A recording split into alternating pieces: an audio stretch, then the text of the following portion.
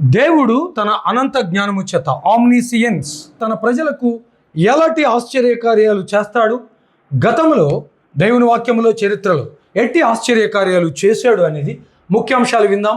అసాధ్యం అనిపించినప్పుడు ఆయన కలుగజేసుకుంటాడు. అందుకనే ఒక ఫేమస్ సాంగ్ ఉంది ప్రపంచంలో, దాదాపుగా ఒక 5-10 సంవత్సరాల నుంచి సర్క్యులేట్ అవుతున్న క్రిస్టియన్ సాంగ్స్. డాన్ మోయన్ రాశాడు, God will make a way where there seems to be no way. He walks in way we cannot see. He will make a way for us. ఈ అసాధ్యమైనది సాధ్యం చేయడానికి దేవుడు మనకు బాగా గుర్తొచ్చే రిఫరెన్స్ యెషయా 43:19 వచనం. అలాగే మనము ఆయనను పూర్ణ హృదయముతో స్తుతించడం ద్వారా ఆయన మనకు తప్పించుకుని మార్గమును లేక శోధనను సహించచ్చు, తరువాత దాని నుంచి తప్పించుకునే మార్గాన్ని ఏర్పాటు చేస్తాడంటానికి కొరింథీ పత్రిక 10:13, అలాగే కీర్తనలు 50:23 వచనాలు మనకి కనబడుతూ ఉంటాయి. వాటిని గమనించి చూద్దాం. మనము ఈ అనంత జ్ఞాని అయిన దేవుడు అనే అంశంలో ప్రాముఖ్యమైన 2-3 రిఫరెన్స్లు బైబిల్లోంచి చూద్దాం.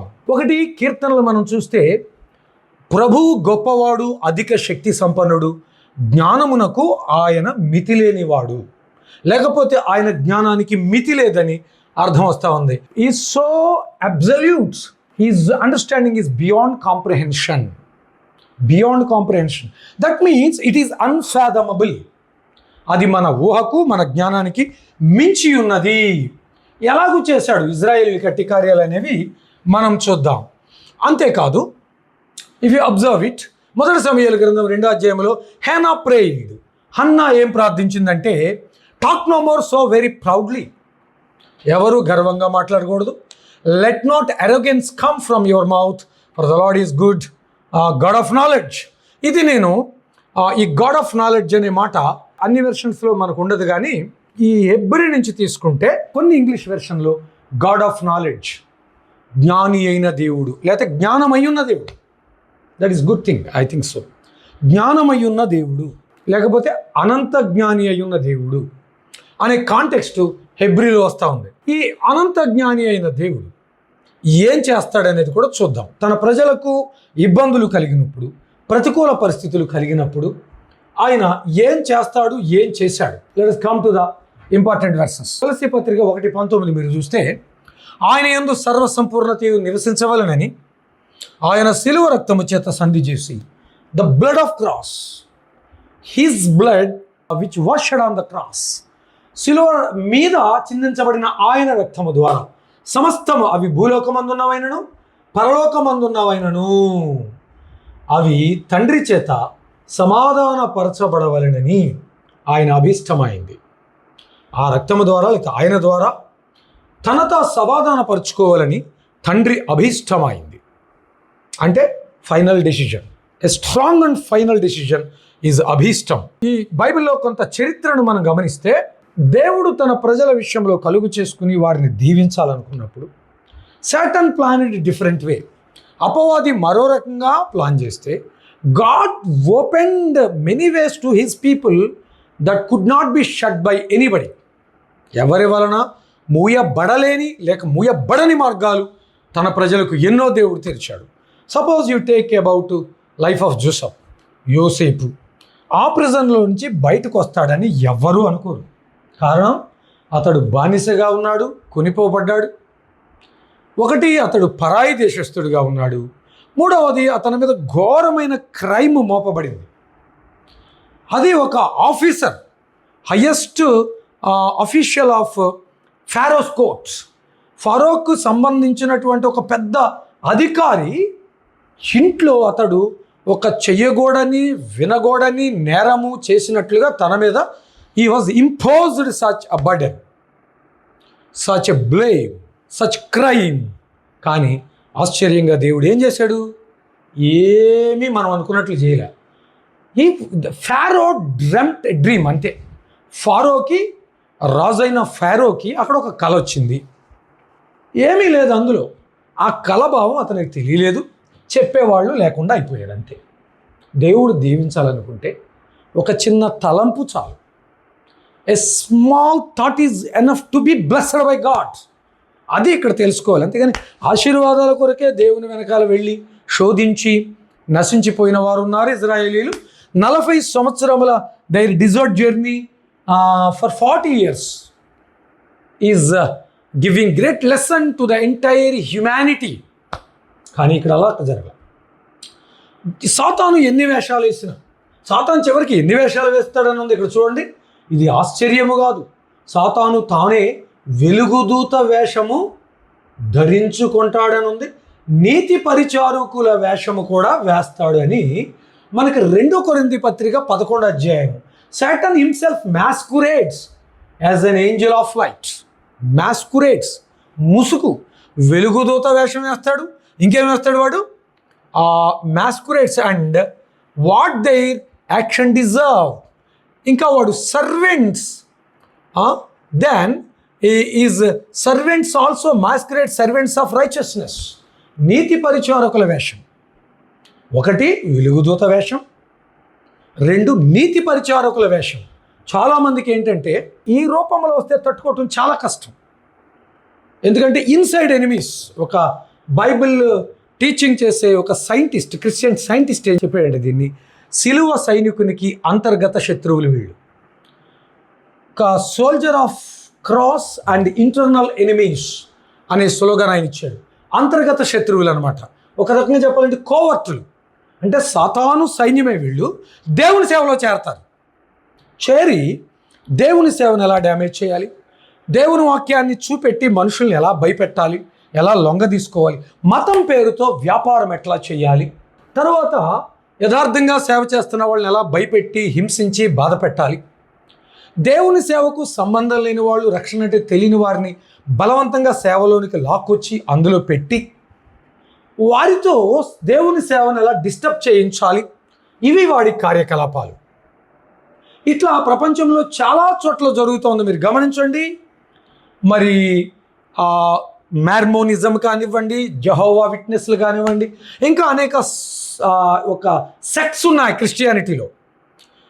ఇవన్నీ ఏం చెప్తా ఉన్నాయి? యేసుక్రీస్తు దేవుడు కాదని, లేకపోతే కొందరు దైవ కుమారుడు వరకు ఒప్పుకుంటారు, కొందరు ప్రవక్త. ఇవన్నీ వీళ్ళకి ఎవరు చెప్పారు? సాతాను చెప్పాడు. వీళ్ళు బైబిల్ పట్టుకునే తిరుగుతారు. Some of those people handle 66 books Bible. వీళ్ళలో కొంతమంది 66 గ్రంథాల బైబిల్ని కూడా పట్టుకు తిరుగుతూ ఉన్నారు. కారణం, we cannot understand their reality because they are in disguise. వారు మారు వేషంలో ఉన్నందున వారిని గమనించలేం. వీరి ద్వారా దెబ్బతిన్న వారు చాలామంది ఉన్నారు. ఈ ఎఫెక్టు అందరి మీద, నాతో సహా అందరి మీద పడింది. వాళ్ళు మనకు పైకి నీతి పరిచారకుల వలె కనపడతారు, లోపల దేవుని సేవను ఏ విధంగా డ్యామేజ్ చేయాలనే పనిలో మునిగి ఉంటారు. వారి గురించి మనం రానున్న దినాల్లో బిట్ బై బిట్ తెలుసుకోబోతా ఉన్నాం. ఈ సంగతి ఆశ్చర్యమేమీ కాదని కూడా చెప్తా ఉన్నాడు పౌలు 2వ కొరింథీ పత్రికలో. ఈ సంగతి ఆశ్చర్యము కాదు అని చెప్తున్నాడు. ఏ సంగతి ఆశ్చర్యం కాదు? ఇన్ని వేషాలు వేసినటువంటి అపవాది నీతి పరిచారకుని వేషం, వెలుగుదూత వేషం వేసుకోవటం విశేషమేమీ కాదని బైబిల్ గ్రంథం చెప్తా ఉంది. ఇక 1 కొరింథీ 10:13 చూసినట్లయితే, వాడెన్ని కుతంత్రాలు వేసినా నశించిపోయేది మోసము చేయువాడే. తప్పదది దేవుని వాక్యం చెప్తున్న సత్యం. ఎందుకంటే మనుషుడు విత్తినది కొయ్యాలి. నువ్వు 10 మందిని మోసం చేస్తే నీ చుట్టూ 1000 మంది మోసం చేసేవాళ్ళు చేరతారు. లాస్ట్కి వారి మోసముతో బ్రతకకుండా, చావకుండా వాళ్ళు ఇరికిస్తారు. ఇది దేవుని వాక్యం. 1 కొరింథీ పత్రిక 10వ అధ్యాయం మనందరికీ, క్రైస్తవ్యంలో ఉన్న వాళ్ళకి చిన్ననాటి నుంచి తెలుసు. ఈ శోధన ఎంతదైనా కానీ దీని గురించి సాధారణంగా మనుషులందరికీ కలిగే శోధనే మనకి కలుగుతుంది. దేవుడైతే నమ్మదగినవాడు. God is so faithful. Though the temptation or trial is so great and so ugly, believe one thing, God is faithful. He doesn't allow the temptation beyond of our capacity. మన శక్తికి మించిన శోధన ఆయన మనకి రానివాడు. అంతేకాదు, సహించగలుగుటకు శోధనతో పాటు తప్పించుకునే మార్గాన్ని ఆయన కలుగజేస్తాడు. సహించుకుంటూనే తప్పించుకోవడానికి ఆయన he makes a way. God will make a way where there seems to be no way అని రాశారు. అందుకని అంతేకాదు, ఇంకేం జరుగుతుందో ఒకసారి మనం చూద్దాం. దానియేలు జీవితంలో ఏం జరిగింది? We're are well aware of that. దానియేలుకి ఏం జరిగింది? దానియేలు 3 స్నేహితులతో కలిసి, వాళ్ళు ట్రైనింగ్ వైజ్ పీపుల్, వారు ట్రైనింగ్ అవుతున్నటువంటి వాయిస్ గ్రూప్లో ఉన్నారు. వాళ్ళకి బబులోనులో వేరే పేరు పెట్టి ఉండవచ్చు, వాళ్ళని సూత్ సేయర్స్ అనో లేకపోతే ఇంకోటి పెట్టి ఉండొచ్చు. కానీ వాస్తవానికి వాళ్ళు ట్రైనింగ్ అవుతున్నటువంటి స్పెషల్ లాంగ్వేజెస్ టీచ్ చేయబడుతున్నటువంటి కోర్టు ఎంప్లాయీస్గా ట్రైనప్ అవుతున్నారు. ఎందుకు? ఎంపరర్ కోర్టులో ఫెయిత్ఫుల్ అండ్ నాలెడ్జబుల్ పర్సన్స్ కావాలి కనుక ఆ బాయ్స్ని వాళ్ళని బలవంతంగా తీసుకొచ్చి ట్రైనింగ్ ఇస్తున్నారు. కానీ there was a dream. Nebuchadnezzar dreamed a dream. ఒక కలగన్నాడు. దేవుడు తన ప్రజలను హెచ్చించాలన్నప్పుడు ఒకటి చేస్తాడు. నెబుకద్నెజరు ఒక కలగన్నాడు. ఆ కల భావం చెప్పేవాళ్ళు లేరు. చూడండి, అక్కడ ఏమీ లేదు. దేవుడు దానియేలుని దీవించాలనుకున్నాడు. షడ్రకు, మెషాక్ అండ్ అబెద్నెగోస్ని దీవించాలని అనుకున్నాడు. లేనిది ఒకటి చిన్నది పెట్టాడు అక్కడ, ఒక తలంపు. ఆ కలక భావం చెప్పేవాళ్ళు లేరు. సరే, కలక భావం పక్కన పెట్టండి. Even the dream was forgotten by Nebuchadnezzar. ఆ కళ చివరకు నెబుకద్నెజర్ మరిచిపోవటం జరిగింది. See the things actual what happen. కానీ దేవుడైతే తన దాసుడైన దానియేలుకు దానిని బయలుపరిచాడు. ఎప్పుడు బయలుపరిచాడు? శోధన రావటంగానే బయలుపరచలే. వాళ్ళని చంపమని నెబుకద్నెజరు ఆజ్ఞాపిస్తే వాళ్ళు ట్రైనింగ్లో ఉన్న వీళ్ళని చంపడానికి వచ్చారు. యాక్చువల్గా చనిపోవాల్సింది ఎవరు? ఆల్రెడీ ఓల్డ్ పీపుల్ ఉన్నవాళ్ళు అక్కడ. కానీ దానియేలు 3 దినముల అవకాశం అడిగి తాను స్నేహితులు కలిసి ప్రార్థన చేసిన పిమ్మట God revealed the truth to Daniel to decode the dream. ఆ కళను చెప్పగలిగాడు, దాని భావాన్ని చెప్పగలిగాడు. So such a difficult thing. యోసేపుతో పోల్చినట్లయితే దానియేలుకి మోస్ట్ డిఫికల్ట్ థింగ్. ఈవెన్ కళను చెప్పమన్నాడు. తనకు వచ్చిన కళ ఏంటో తానే మర్చిపోయాను. ఆ కళను చెప్పాలి. And it must be interpreted either. దాని భావం కూడా చెప్పబడాలి. అది నాకు వచ్చిన కళ నేను మర్చిపోతే మీరు ఎలా చెప్తారు? Such a difficult thing. ఎందుకు ఇంత డిఫికల్ట్ థింగ్ మా ముందుకు రావాలి? ఇంత డిఫికల్ట్ థింగ్ నాకెందుకు రావాలి అని దానియేలు అనలేదు. అంతకుముందు అన్నారు. తనతో సీనియర్స్ అయిన జ్ఞానులు, ఆస్థానంలో ఉన్నవాళ్ళు, ఆ కోర్టియర్స్ అన్నారు. Wise people said that. Why do you think in that way my dear king? If you want to kill us. చంపాలని చంపొచ్చు, కానీ ఇట్లాంటి చిక్కుముడు ఎందుకు పెడతారు మీరు? ఇటుది ఎన్నడూ జరగలేదు. ఎవరైనా ఎదుటి వారికి వచ్చిన కళ మర్చిపోతే వాళ్ళు చెప్తారా అంటే Nebuchadnezzar was so persistent and stern about that. లేదు, చెప్పి తీరాలి. ఆ కళను చెప్తేనే దాని భావం చెప్పగలవారని then I will be able to understand or then I can understand అని చెప్పి అన్నాడు. కానీ దానియేలు ముందుకు ఆ సమస్య వచ్చింది. ఇది నాకెందుకు రావాలి, ఇది నా వరకు ఎందుకు తీసుకొచ్చారు అని సణుక్కోలేదు. ఒకవేళ కొద్దిపాటి వ్యతిరేకమైన మనసు వచ్చినా దేవుని ఆత్మతో దానియేలు దాన్ని సముదాయించుకుని ఉండొచ్చు. దేవుని పాదాల దగ్గరికి వచ్చాడు. అవును, ప్రతికూలమైన మనసు వస్తుంది. బియాండ్ ఆఫ్ అవర్ కెపాసిటీ అనుకున్నప్పుడు, ఇది మన ముందున్నది, మన శక్తికి మించినది, ఎందుకు దేవుడు ఇటు నడిపించాడు అనుకున్నప్పుడు తప్పనిసరిగా కొంత వ్యతిరేకమైన మనసు మనిషి నాకు వస్తుంది. ఏ వ్యతిరేకమైన మనసు రానివాడు ఒక్కడే, దేవుని మీద, తండ్రి మీద, పరమ తండ్రి మీద. He is none other than Lord Jesus Christ.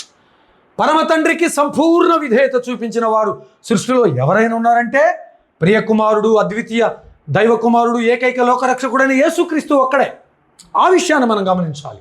కానీ మనకు వస్తున్న వ్యతిరేకమైన మనసును పరిశుద్ధాత్మ శక్తితోనూ, ప్రార్థనతో, వాక్యముతో ఎదిరించాలి. ఇక్కడ ఇట్లాంటి సమస్యలు వచ్చినప్పుడు దేవుడు ఎంత ఆశ్చర్యకరుడు అనేది యెషయా గ్రంథము 43:19 వచనములో మనం చూడవచ్చు. వాట్ ఈస్ సెడ్, ఇదిగో నేను ఒక నూతన క్రియ చేయుచున్నాను, ఇప్పుడే అది మొలచును, మీరు దానిని ఆలోచింపరా. What is going on actually? ఇక్కడ మనం గమనిస్తే ఎడారిలో త్రోవను కలుగజేస్తాను, అరణ్యములో త్రోవను కలుగజేయవాడును, ఎడారిలో నదులు పారజేయవాడు. అరణ్యం అంటే ఏమిస్తాడంటే meaning remote and uncultivated land with trees and rocks. ఇంతవరకు ఎన్నడూ మనుషులు ఎల్లనిది కల్టివేట్ చేయండి. రకరకాల ఫీచర్స్, చెట్లు అడ్డంగా ఉంటాయి, కొండలు, గుట్టలు, లోయలు, రకరకాలైన ఏ రకంగానూ ఫిజికల్గా, మెంటల్గా ఆ యొక్క ప్లేస్ని మనుషులు డీల్ చేస్తుంటారు. అలాంటి దానిని దేవుడు ఒక రోడ్వేగా చేస్తానంటున్నాడు. Is promise. He will make a way, uncultivated with trees and rocks. He will make a way. అక్కడ ఒక దారి వేస్తాడు. అంతేకాదు, ఎడారిలో దాన్ని డిజర్ట్, ఇది ఎన్ఎల్టీ నుంచి తీసుకున్నాను నేను ఈ వెర్షన్. ఎడారిలో నదులు ప్రవహింపజేస్తాను. Rivers and rivers in the desert. ఏంటి డిజర్ట్ అంటే? Dry and waste land. అన్ని రకాలుగా ఎండిపోయి ఇసుక నేలగా ఉండి ఎందుకు పనికిరాని భూమిలో నదులు ప్రవహిస్తాయి. అవును, అరణ్యము లాంటి ఈ ఎదురున్న పరిస్థితుల్లో దేవుడు రాజమార్గాన్ని వేస్తాడు. స్తుతించటం విడిచిపెట్టవద్దు. మనుషులు దూషణ, అబద్ధాలు నిలవవు ఎక్కువ రోజులు. అబద్ధమాడు అని నాలుక తంగేడు నిప్పులతో కాల్చబడునని కీర్తనల గ్రంథం చెప్తా ఉంది. It will be burnt with charcoals. కానీ ఒకటి సత్యం, దేవుని ఎడతెగక స్తుతించేవారు. 50వ కీర్తన చివరి వచనం 23 అక్కడ ఉంటుంది, offering honour me those who sacrifice thank offerings honour me. స్తుతియాగం చేసేవాడు నన్ను మహిమపరుస్తున్నాడు. Blameless I will show my salvation unto the blameless. అట్టి వాళ్ళు నిందారహితులై ఉంటారు, హృదయపూర్వకంగా స్తుతించేవారు, వారికి నా రక్షణను కనపరుస్తాను. ఇక్కడ హెబ్రీలో తెలుగులో ఏం మీనింగ్ వస్తుందంటే, దేవునికి నిజముగా కృతజ్ఞతాస్తుతులు చెల్లించేవాడు తన రక్షణ మార్గాన్ని తానే సిద్ధం చేసుకుంటా ఉన్నాడు. కనుక వినండి, మన సిటీఓ యూనివర్సిటీ ద్వారా ఐపీజీ ట్రస్ట్లో జరుగుతున్న సువార్త కార్యక్రమాలు మీరు అనేక రకాలుగా నేర్చుకోండి. హెల్త్ కాన్సెప్ట్స్ మీద కూడా మేము టీచ్ చేస్తూ ఉన్నాం. అలాగే యుహెచ్ఆర్డిసి యూనివర్సల్ హ్యూమన్ రైట్స్ డిఫెన్స్ కౌన్సిల్లో UHRDC.com మీరు కొడితే దాంట్లో మీరు అనేకమైన విషయాలు సమాజ సేవ కొరకు మేము చేసేవి, చేయబోయేవి, ఆ వివరాలన్నీ అందులో పెట్టాం. దైవాశిస్సులు, ఎడారిలు దేవుడు త్రోవను కలుగజేస్తున్నాడు. అసాధ్యము అనుకున్నది సాధ్యం కాబోతుంది. అది ఆయన అనంత జ్ఞాని అనటానికి రుజువై ఉంది.